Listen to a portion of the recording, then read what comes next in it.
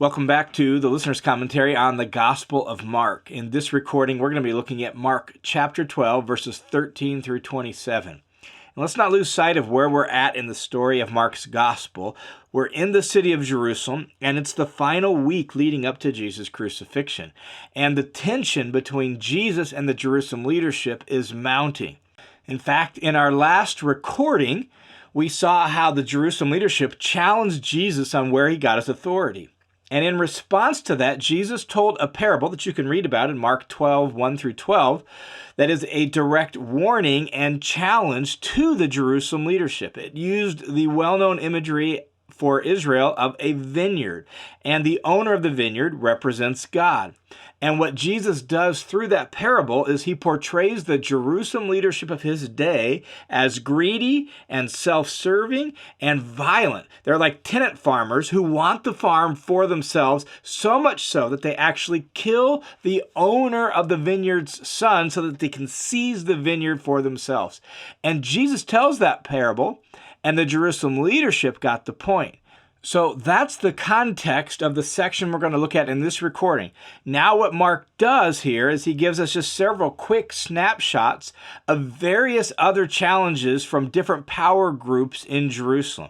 The first one comes from the Pharisees and the Herodians. Look at verse 13. Then they sent, notice that, they, presumably the chief priests and some of the real power brokers in Jerusalem, sent some other people to say, you go test him out. So they sent some of the Pharisees and the Herodians to him in order to trap him in a statement. Now, if you recall back, clear back to Mark chapter 3, verse 6, where the Herodians first showed up. We talked a little bit about them there, but the Herodians were supporters of the Herod dynasty, beginning with Herod the Great, now down through his sons and grandsons, right?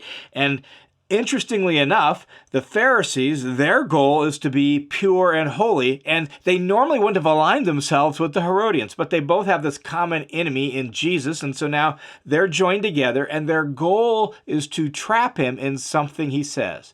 And they came to him, and they said to him, "Teacher, we know that you are truthful, and you don't care about what anyone thinks, for you're not partial to anyone, but you teach the way of God in truth." Now remember, they are coming to trap him, but they are pretending here to be honest and good-hearted. In other words, this is simply empty flattery. They got to butter him up a little bit before they ask him their question. And so they do. With empty flattery, they prepare him for the question.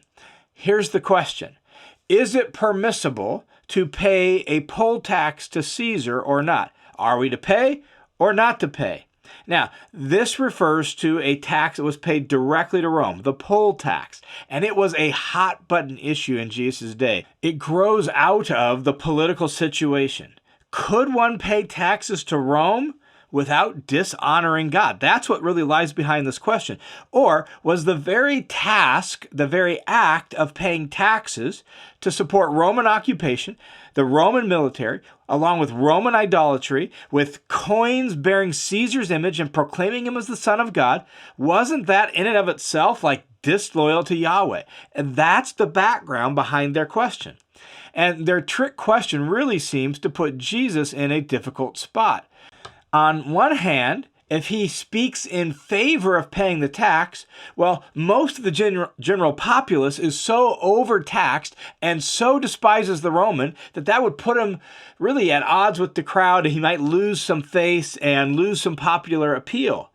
On the other hand, if he says, no, you shouldn't pay the tax, well, that amounts to speaking against Rome and Roman power, and that could be construed as an act of revolt. In fact, plenty of tax revolts have actually occurred in Israel in this time period. Some have been put down with brutal force by the Romans. So, whatever answer Jesus gives puts him in really a difficult spot. How's he going to get out of this one?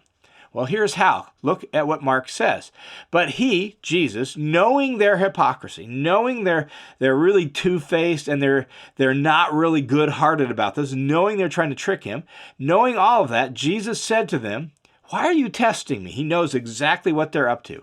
Then he says, bring me a denarius to look at. And they brought one, and he said to them, whose image and inscription is this? And they said to him, Caesar's. So Jesus knows their game, and he's not going to give them anything that they can accuse him on or hand him over to the Roman governor. In fact, he puts them actually on the defensive and kind of in a compromising position right from the start when he says, show me a denarius, which they then produce. Which means they have some denarii on them. A denarius was a Roman coin. It was the coin that was used to pay this particular tax.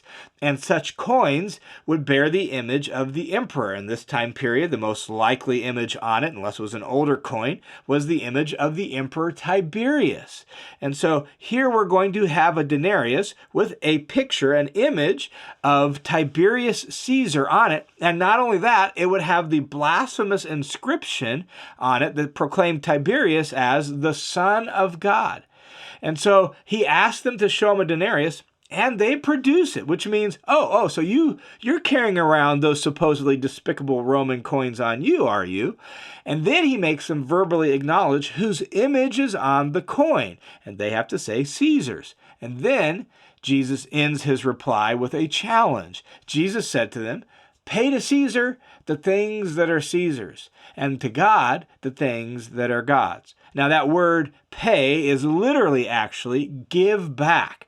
That is, give back that stuff to where it came from. Why carry Caesar's image and Caesar's coin in your pockets? Just give it back to them. And what's more, give back to God the things that are God's, like the temple and the authority and their power and wealth, and most specifically themselves, because like that coin, they bear God's image. Just as that coin bears Caesar's image, they've been stamped by God and bear his image. And so everything they are is God's. They should give themselves back to him. And in the preceding parable, in verses 1 through 12, the parable of the vine growers, right? They wanted the vineyard for themselves. And Jesus knows what's really going on here with the Jerusalem leadership. And really what he's doing is he calls them out and tells them to quit taking for themselves what actually belongs to God. It's a brilliant response, and he slides right out of their trap. And so Mark records that they were utterly amazed at him. They thought they had him in a difficult spot, and he walks away, and all he's done is really called them to be more loyal to God than they ever imagined, and he's given them nothing that they can accuse him on. Now, before we leave this snapshot and look at the next one, let me just offer a little bit of reflection here. This text, this little episode, has been taken to affirm the validity of paying taxes. And I suppose, in a certain sense, it does that.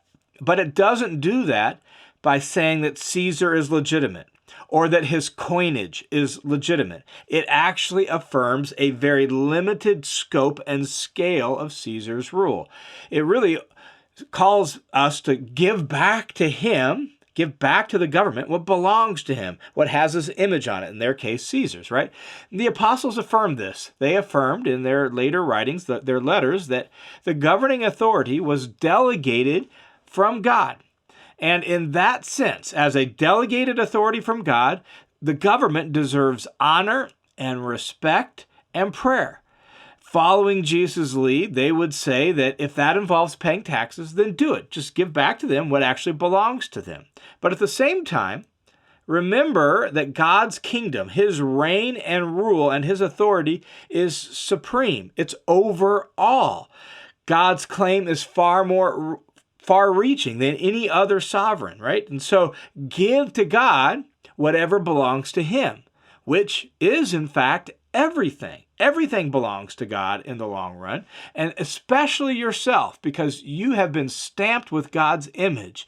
You belong to him, and so give that back to God. That's ultimately the point Jesus is making here. All right, now, the questions to trap Jesus continue.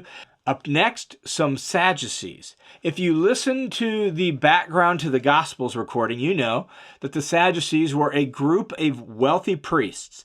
They viewed only the first 5 books of the Hebrew Bible as authoritative scripture, Genesis through Deuteronomy. And as a result, they rejected what they considered to be a novel idea, the idea of the Pharisees of the resurrection.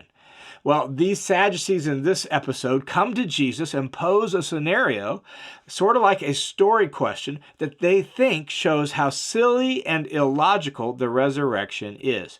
Here's the way it unfolds. Verse 18.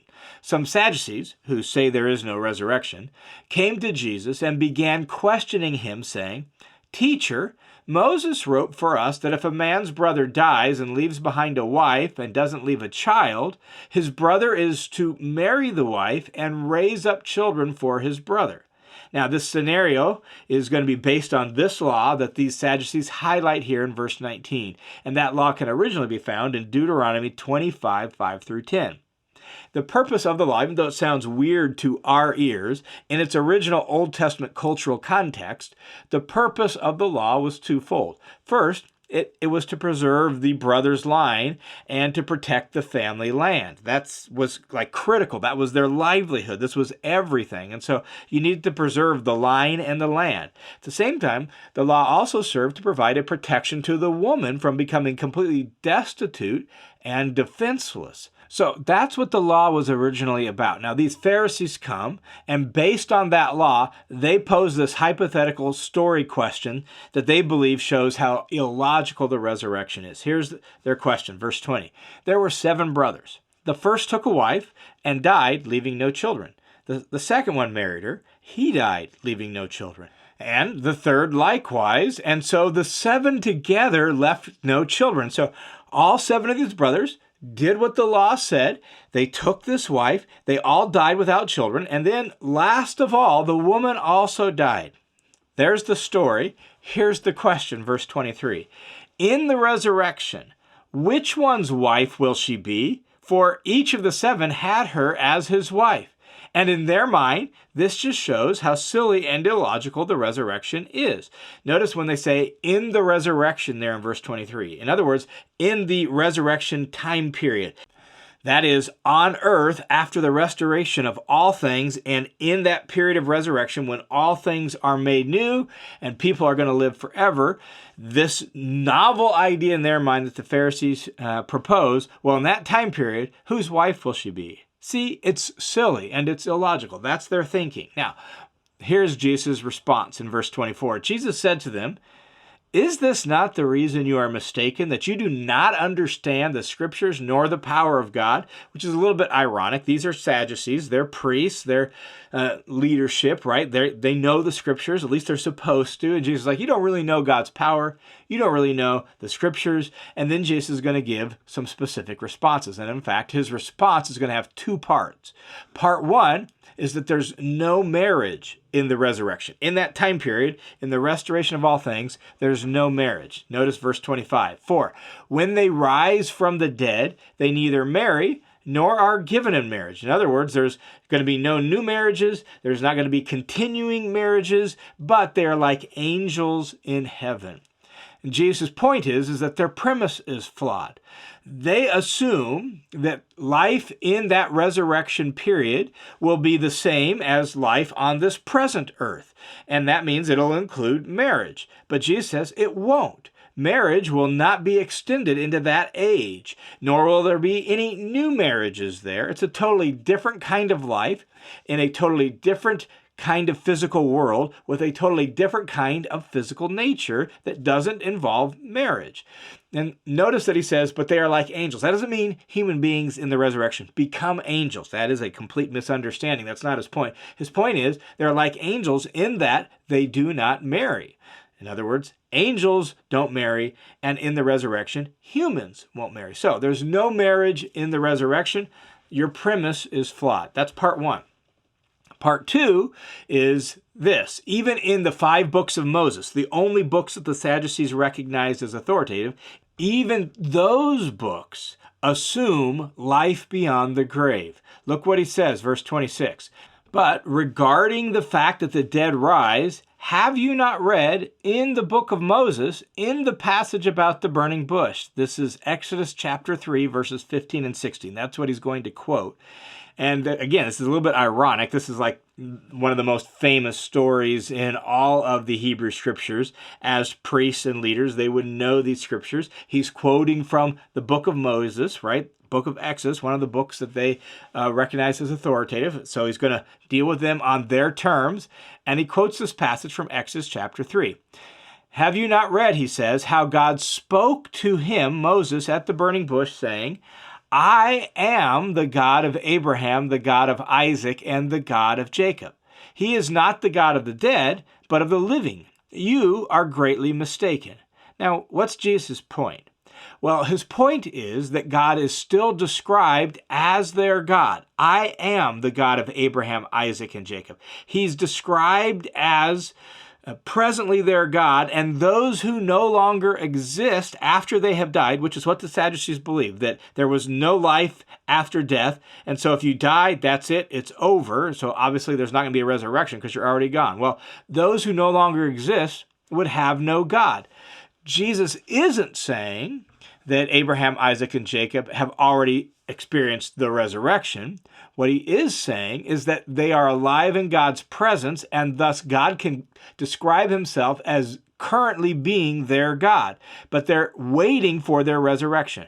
And that's what the Sadducees denied, that there was any life beyond the grave, so there was certainly no resurrection. And so, with that, Jesus has effectively responded to their challenge, showing them that, look, God's power can raise people from the dead, and that it'll be a totally different kind of life. And the scriptures, even the very scriptures that you only recognize, your limited scriptures, even they assume life after death and point in the direction of, therefore, the resurrection.